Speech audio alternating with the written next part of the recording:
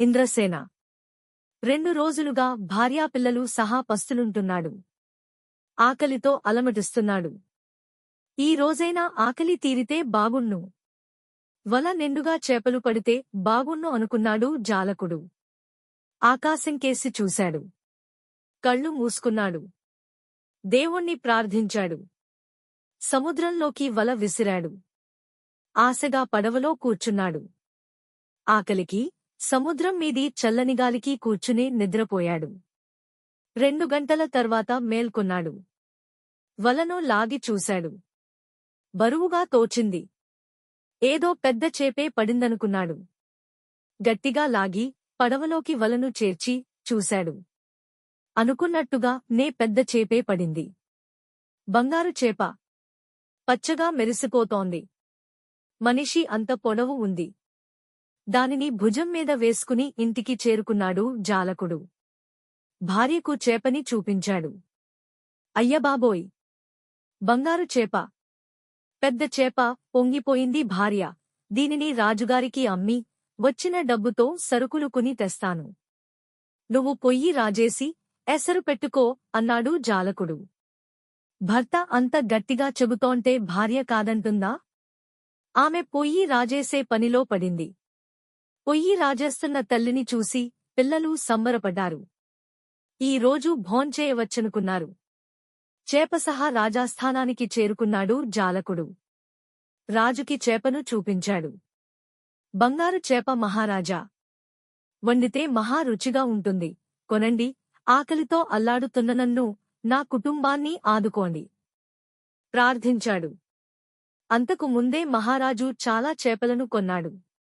మర్నాటికి కూడా చేపలు అక్కరలేదు. ఆపైనాటి సంగతి తర్వాత. అందుకని వద్దన్నాడు. వెళ్ళి ఇంకెవరికైనా అమ్ముకో అన్నాడు. ఆశ ఆవిరైపోయింది. దిగాలు పడ్డాడు జాలకుడు. మంచి చేప మహారాజా! మహారుచి! దయచేసి ఆలోచించండి వేడుకున్నాడు జాలకుడు. మహారాజు మౌనం వహించాడు. సరిగ్గా అదే సమయానికి అంతఃపురం కిటికీ నుంచి అప్రయత్నంగా రాజాస్థానం వైపు చూసింది రాకుమారి ఇంద్రసేన. మహారాజు ముందు మెరిసిపోతున్న చేపను చూసి ముగ్ధురాలయింది. పెంచుకుంటే అలాంటి చేపనే ఉద్యానవన సరస్సులో పెంచుకోవాలని అనుకుంది. పరుగుదీసింది అక్కడ్నుంచి. ఆ స్థానానికి చేరుకుంది. పరుగున వచ్చిన ఇంద్రసేనను చూసి ఆశ్చర్యపోయాడు మహారాజు.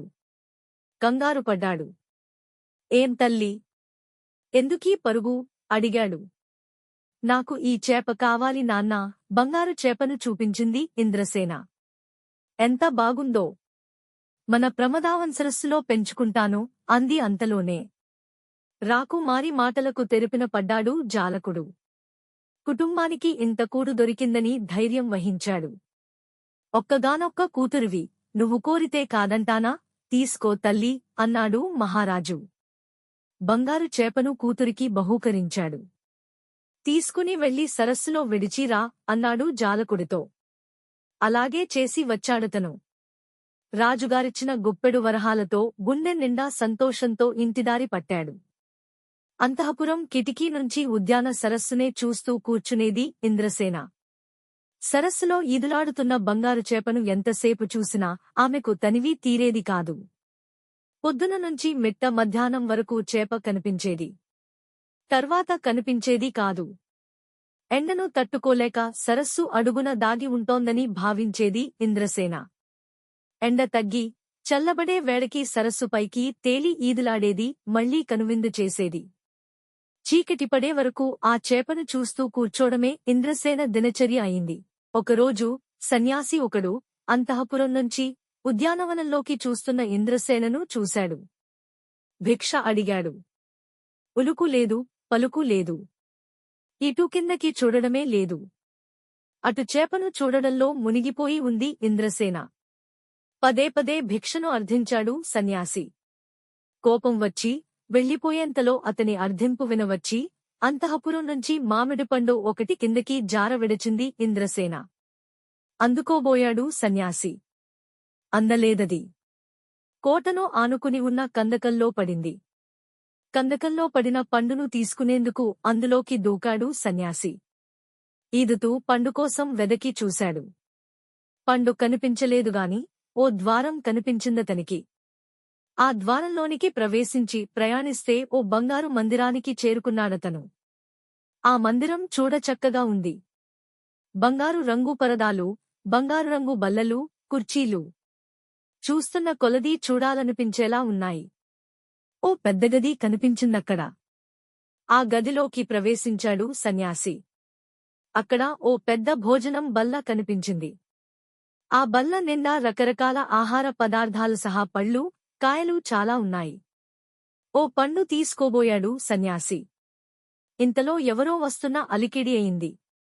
దాంతో భయపడి పరుగున వెళ్లి అక్కడి బంగారు పరదాల మాటున దాగున్నాడు.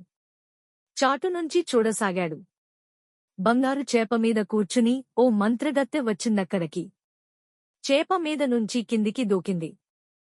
చేతిలోని మంత్రదండాన్ని చూసి దానితో చేప వీపు భాగం మీద సున్నితంగా చరిచింది. అది సంకేతంగా చేప నోరు తెరుచుకుని అందమైన రాకుమారుడు బయటికి వచ్చాడు. భోజనం చెయ్యి ఆజ్ఞాపించింది మంత్రగత్తె. ఆమె ఆజ్ఞను అనుసరించి రాకుమారుడు భోజనం చేశాడు. మళ్లీ లోపలికి పో అంది మంత్రగత్తె. మారుమాటాడలేదు రాకుమారుడు.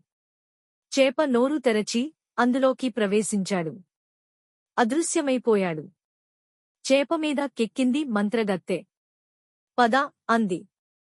మంత్రదండాన్ని చేపకు తాటించింది. అది సంకేతంగా ఈదుకుంటూ వెళ్లిపోయింది చేప. ఆ దిశను జాగ్రత్తగా గమనించాడు సన్యాసి. అనుసరించాడు. నూతిలోంచి పైకి ఈదినట్టుగా ఎగువీత ఈదాల్సి వచ్చింది ఓ చోట. ఈదాడు అలాగే. ఈదితే పైకి తేలి ఉద్యానవన సరస్సులో నిలిచాడు.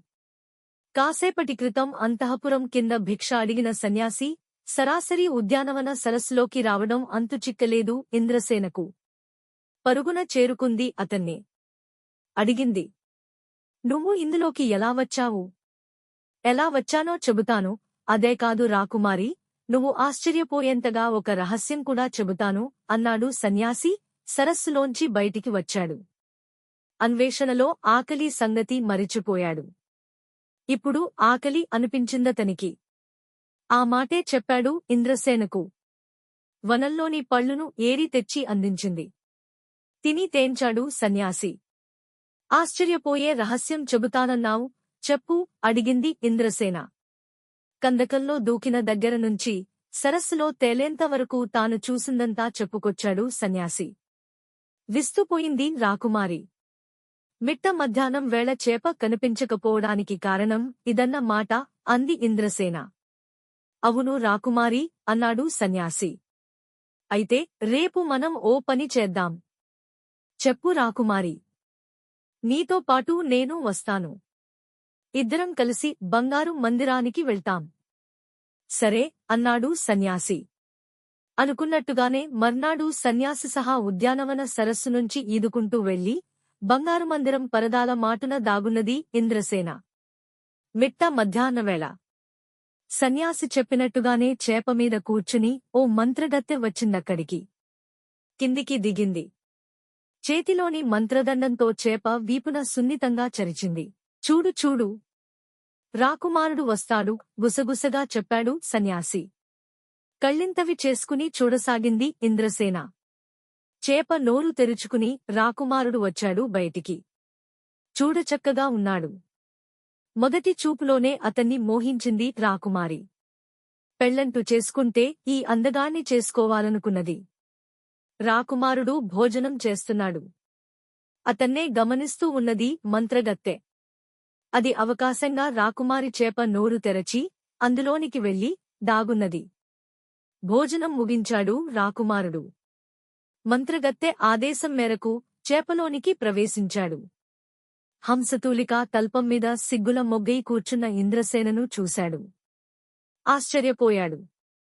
ఎవరు నువ్వు? గుసగుసగా అడిగాడు. సమాధానంగా నవ్వి ఊరుకుంది రాకుమారి.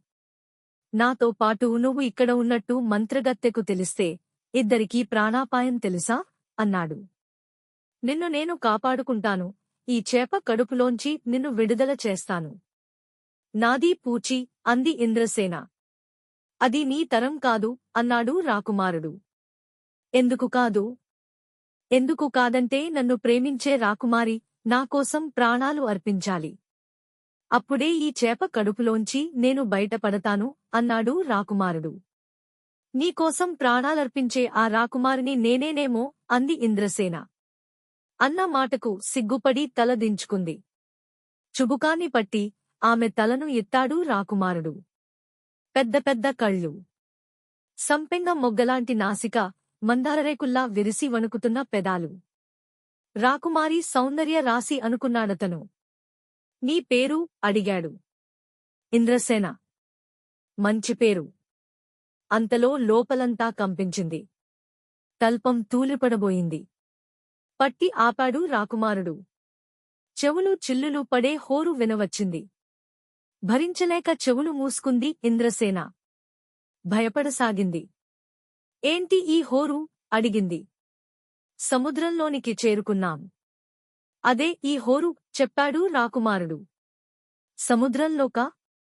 మనం మా ఉద్యానవన సరస్సుకి కదా చేరుకోవాల్సింది ఆందోళన చెందింది ఇంద్రసేన. అక్కడికి తర్వాత చేరుకుంటాం. ముందు మంత్రగత్తెను ఇక్కడ దిగవిడచి వెళ్ళాలి అన్నాడు రాకుమారుడు. మంత్రగత్తె ఎక్కడుంది? పైన చేపమీద కూర్చుని ఉంది చెప్పాడు రాకుమారుడు. కాసేపటికి హోరు తగ్గింది. ఎలాంటి అలజడులు లేక ప్రయాణం కొనసాగుతోంది. అప్పుడు చెప్పాడిలా రాకుమారుడు. మంత్రగత్తెను సముద్రంలో వదిలిపెట్టేశాం. ఇప్పుడు మనం మీ ఉద్యానవన సరస్సుకి చేరుకుంటున్నాం. ధైర్యం వచ్చింది ఇంద్రసేనకి. అడిగిందిలా. ఇప్పుడు చెప్పు, నిన్నెలా రక్షించుకోవాలి? ఎలా రక్షించుకోవాలంటే, ఇందాక సముద్రంలోకి ప్రవేశించానన్నానే. ఆ సముద్రంలో తూర్పు వైపున ఓ కొండ ఉంది. ఆ కొండమీద కూర్చుని వీణ వాయిస్తూ నువ్వు పాట పాడాలి. ఆ వీణావాదనం, నీ పాట మంత్రగత్తెకు నచ్చాలి. నచ్చి సముద్రం లోపల ఉన్న ఆమె సముద్రం పైకి వచ్చి పాడు, ఇంకా పాడు. వీణను మరింత మధురంగా వాయించు అంటూ నిన్ను ప్రోత్సహిస్తూ మెచ్చుకోవాలి. మెచ్చుకుంటే అప్పుడు నువ్వు చెప్పినట్టుగానే పాడుతాను. నువ్వు చెప్పినట్టుగానే వీణను కూడా వాయిస్తాను. అయితే నువ్వు నాకు ఓ సాయం చెయ్యాలి. ఆ సాయం ఏమిటి అంటే, నువ్వు తలలో తురుముకున్న ఆ గులేబకావళి పువ్వు నాకు ఇవ్వాలంటూ అడగాలి. అడిగాను. అప్పుడు మంత్రగత్తె నీకు పువ్వు ఇచ్చిందనుకో, మనదే విజయం. నేను వెంటనే ఈ చేప కడుపులోంచి బయటపడతాను. మంత్రగత్తెకు ఇక భయపడాల్సిన అవసరమే లేదు. ఆ పువ్వులోనే నా ప్రాణాలు ఉన్నాయి అన్నాడు రాకుమారుడు. అని వెంటనే అడిగాడిలా. ఇది చాలా ప్రాణాంతకం. నీకు సాధ్యమవుతుందా? ఎందుకు కాదు? నువ్వే నేను అయినప్పుడు, నా ప్రాణం నీదైనప్పుడు ఏదైనా సాధ్యమే అన్నది ఇంద్రసేన. ప్రియా అన్నాడు రాకుమారుడు. ఇంద్రసేనను గట్టిగా కౌగిలించుకున్నాడు. రాకుమారుడు భోజనం చేస్తున్న వేళ రాకుమారి చేప కడుపులోకి వెళ్లిపోవడాన్ని చూసి అవాక్కయ్యాడు సన్యాసి. ఏం జరుగుతుందోనని ఆందోళన చెందాడు. అయితే ఏమీ జరగలేదక్కడ. మంత్రగత్తె చేపమీదకి ఎక్కి అక్కడ్నుంచి వెళ్లిపోయింది. ఆమె వెళ్లిపోవడమే ఆలస్యం. సన్యాసి ఈదుకుంటూ ఉద్యానవన సరస్సుకి చేరుకున్నాడు. రాకుమారి కోసం చూశాడక్కడ. కన్పించలేదామె. ఏం చెయ్యాలో పాలుపోలేదు. నిరీక్షించసాగాడు. కాసేపటికి సరస్సు పైకి ఈదుకుంటూ వచ్చింది బంగారు చేప. ఒడ్డును ఒరుసుకుంటూ ఆగింది. అందులోంచి రాకుమారి వెలుపలికి వచ్చింది. ఆమెను చూసి ఊపిరి పీల్చుకున్నాడు. సన్యాసి, నువ్వు ఏమైపోయావో అని భయపడ్డాను. రాకుమారి ఆందోళన వ్యక్తం చేశాడు సన్యాసి. నీకు రాకుమారుని సంగతి చెప్పి తప్పు చేశాననిపించింది అన్నాడు. నువ్వు ఏ తప్పూ చెయ్యలేదు, పైగా ఒప్పు చేశావు అని నవ్వింది రాకుమారి. నువ్వు చేసిన ఒప్పుకి నీకో మంచి బహుమానం ఇస్తున్నాను, తీసుకో అంది. తన మెడలోని వజ్రాల హారాన్ని తీసి సన్యాసికి అందజేసింది ఇంద్రసేన. అందుకుని కృతజ్ఞతగా నమస్కరించి వెళ్ళిపోయాడతను. సాయంత్రం సంగీత నృత్య కేళీ విలాసంలో మునిగి తేలుతున్న తండ్రిని సమీపించింది ఇంద్రసేన. రాకుమారి రాకను గమనించి ఆగిపోయారంతా. ఏం తల్లీ, ఇలా వచ్చావు? అడిగాడు రాజు. నాకు సంగీతం నేర్చుకోవాలని ఉంది నాన్నా, అంది ఇంద్రసేన. కూతురు అడిగినదేదీ ఇంతవరకు రాజు కాదనలేదు. ఇప్పుడూ కాదనలేదు. సరేనన్నాడు. ఏ సంగీతం నేర్చుకుంటావు? వాద్యసంగీతం నేర్చుకుంటావా? గాత్రం నేర్చుకుంటావా? అడిగాడు. రెండూ నేర్చుకుంటాను నాన్నా. వీణ వాయిస్తూ పాటలు పాడాలి. నా పాటకి కొండలు కోనలు కరిగిపోవాలి, అంది ఇంద్రసేన. కొండలు కోనలే కాదమ్మా, నువ్వు పాడితే మనిషి గుండెలు కూడా కరుగుతాయి, అన్నాడు రాజు. ఆమెను ప్రోత్సహించాడు. సంగీతాన్ని అభ్యసించసాగింది ఇంద్రసేన. విద్వాంసుల పర్యవేక్షణలో రాత్రీపగలు నిరాటంకంగా, నిరాఘాటంగా అభ్యసించసాగింది. అతి కొద్ది రోజులకే సంగీతంలోని మెళకువలన్నీ నేర్చుకుంది. ఇంద్రసేన వీణ మధురం, ఇంద్రసేన పాట మధురం అని మెచ్చుకున్నారంతా. ఆమెను సంగీత సామ్రాజ్ఞి అన్నారు. నీ వీణావాదనకి, నీ పాటకీ తిరుగులేదట. విద్వాంసులంతా 1000 విధాలుగా చెప్పుకుంటున్నారు, అభినందించాడు మహారాజు. అదే అవకాశంగా అన్నదిలా ఇంద్రసేన. నాన్నా, నేను వీణ వాయిస్తూ సముద్రం తూర్పు కొండమీద కూర్చుని పాడాలనుకుంటున్నాను. అనుమతించండి. కొండమీద కూర్చుని పాడతావా? ఎవరు వినడానికి? నీకేదైనా ప్రమాదం జరిగితే నేనేం కావాలి? కంగారు పడ్డాడు రాజు. నాకేం కాదు నాన్నా. దయచేసి అంగీకరించండి, వేడుకున్నది ఇంద్రసేన. వద్దని ఎంత వారించినా వినలేదామె. ఆఖరికి అంగీకరించాల్సి వచ్చింది. సరేనన్నాడు రాజు. కూతురి భద్రత కోసం 8 మంది చెలికత్తెలను నియమించాడతను. వారంతా చాటుగా ఉండి ఆమెను కనిపెట్టుకుని ఉండాలి. అలాగే సాయుధులైన భటులను కూడా నియమించాడు. వారు కూడా రాకుమారిని, ఆమె చెలికత్తెలను చాటుగా ఉండి కాపాడాలి. సముద్రంలోని తూర్పు కొండకు చేరుకున్నది ఇంద్రసేన. వీణను శృతి చేసింది. గొంతును సవరించింది. కచేరీ ప్రారంభించింది.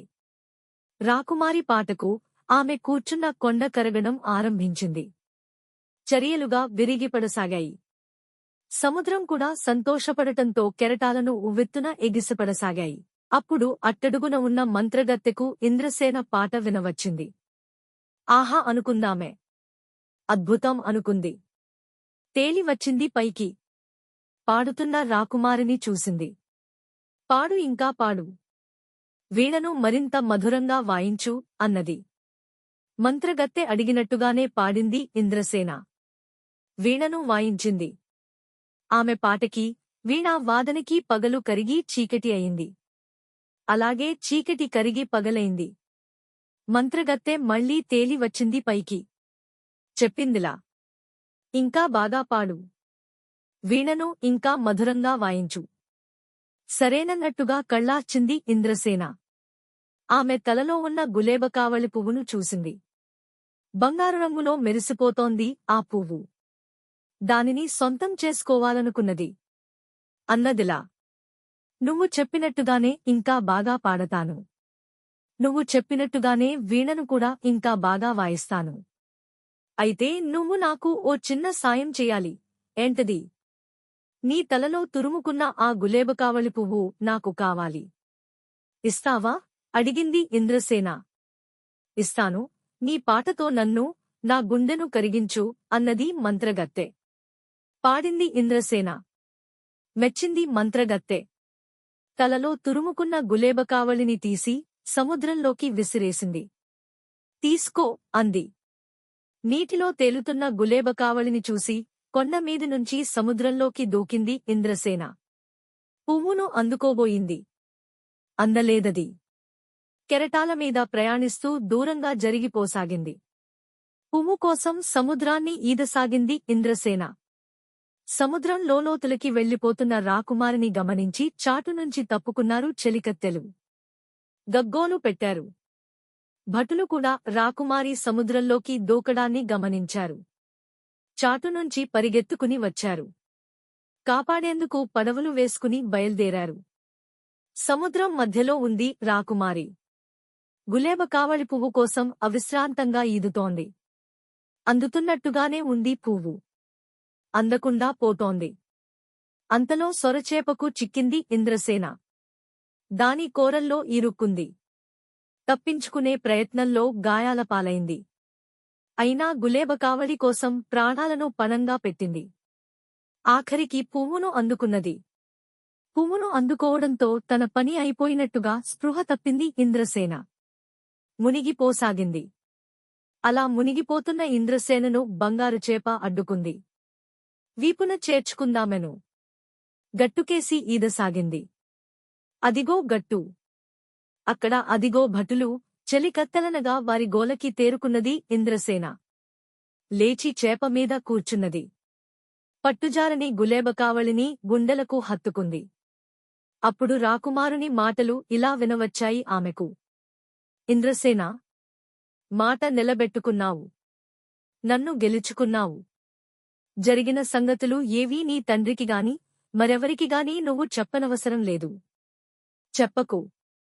రేపు సూర్యోదయానికల్లా మా తల్లిదండ్రుల సహా నేను నీ రాజ్యానికి చేరుకుంటాను. నిన్ను నా భార్యను చేయమని నీ తండ్రిని చేతులు పట్టుకుని ప్రార్థిస్తాను. మన పెళ్లికి నీ తండ్రి ఆనందంగా ఒప్పుకుంటాడు.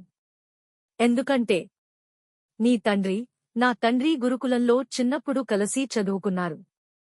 వారిద్దరూ మంచి మిత్రులు. సరేనంది ఇంద్రసేన. ఆ మాటను గట్టిగా అరచి చెప్పింది.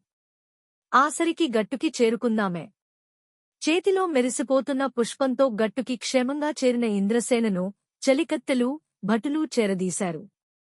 అంతఃపురానికి జాగ్రత్తగా చేర్చారు. ఆ రాత్రి గడిచింది. తెల్లారింది. సూర్యోదయం అయింది. బాజాభజంత్రీలతో రాకుమారుడు తరలిరావడాన్ని అంతఃపురం కిటికీ నుంచి చూసింది ఇంద్రసేన. తల్లిదండ్రుల సహా రాకుమారుడు మహారాజుని కలిశాడు. కుశల ప్రశ్నల అనంతరం బాజాభజంత్రీలతో తామెందుకు తరలివచ్చింది వివరంగా చెప్పాడు రాకుమారుడు. ఇంద్రసేన త్యాగానికి చేతులెత్తి నమస్కరించాడు. ఆమెను తన భార్యను చేయమని ప్రార్థించాడు. అంగీకరించాడు రాజు. అంగరంగ వైభవంగా ఇంద్రసేన రాకుమారుల వివాహం జరిగింది. Thanks for watching 90s Kids Stories.